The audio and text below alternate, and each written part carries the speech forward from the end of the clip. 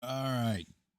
29. For my part, said Catullus, what I am accustomed most to admire in you both is that while you are totally unlike each other in your manner of speaking, yet each of you speaks so well that nothing seems either to have been denied by your nature or not to have been bestowed on you by learning. You, therefore, Crassius, from your obliging disposition, will neither withhold from us the illustration of whatever may have been inadvertently or purposely omitted by Antonius, nor if you, Antonius, did not speak on every point, we shall think not that you could not speak on it, but that you preferred that it should be treated by Crassius.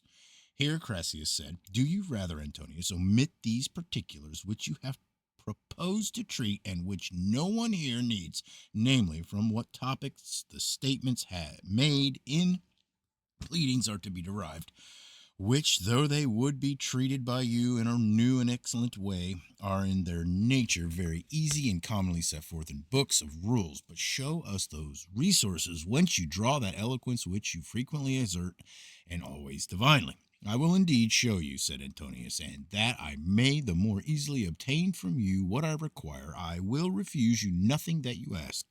The supports of my whole eloquence and the power of speaking which Crassius just now extolled to the skies are, as I observed before, three processes. The first, that of conciliating my hearers; the second, that instructing them; and the third, that of moving them. The first of these divisions requires mildness of address, the second penetration, the third energy.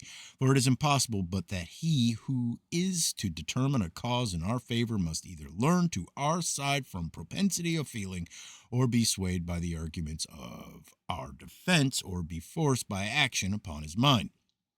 But since that part in which the opening of the case itself and the defense lie seems to comprehend all that is laid down as doctrine on this head, I shall speak on the first and say but few words. For I seem to have but few observations gained from experience and imprinted as it were on my memory. 30. We shall willingly consent to your judicious proposal, Crassius, to omit those defenses for every sort of causes which the masters of rhetoric are accustomed to teach boys, and to open those sources whence all arguments for every cause in speech are derived. For neither, as often as we have occasion to write any word, need the letters of that word be so often collected in our thoughts, nor as often as we are to plead a cause need we turn to the separate arguments for that cause.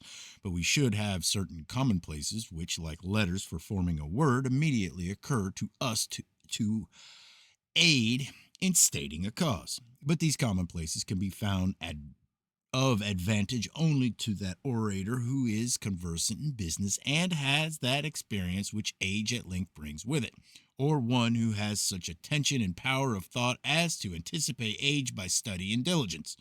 For if you bring to me a man of ever so deep tradition, of ever so acute and subtle in an intellect, or ever so ready an elocution, if he be a stranger to the customs of civil communities, to the examples, to the institutions, to the manners and inclinations of his fellow citizens, the commonplaces from which arguments are drawn will be of little benefit to him. I must have a well cultivated genius, like a field not once plowed only, but again and again with renewed and repeated tillage, that it may produce better and larger crops. And the cultivation here required is experience, attentive hearing of other orators, reading and writing. First, then, let him examine the nature of his cause, which is never obscure so far as to inquire whether a thing has been done or not, or of what nature it is, or what name it should receive. And when this is ascertained, it immediately occurs with the aid of natural good sense, and not of those artifices which teachers of rhetoric inculcate. What constitutes the cause? That is the point without which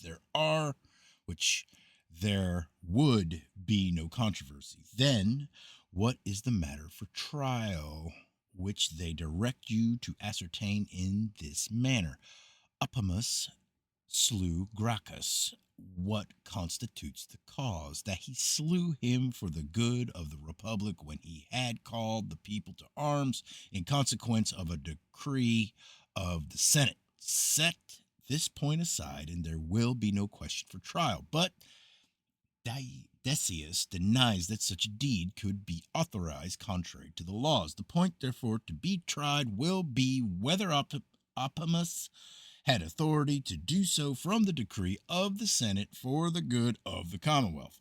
These matters are indeed clear and may be settled by common sense, but it remains to be considered what arguments relative to the point for the trial ought to be advanced as well by the accuser as by him who has undertaken the defense.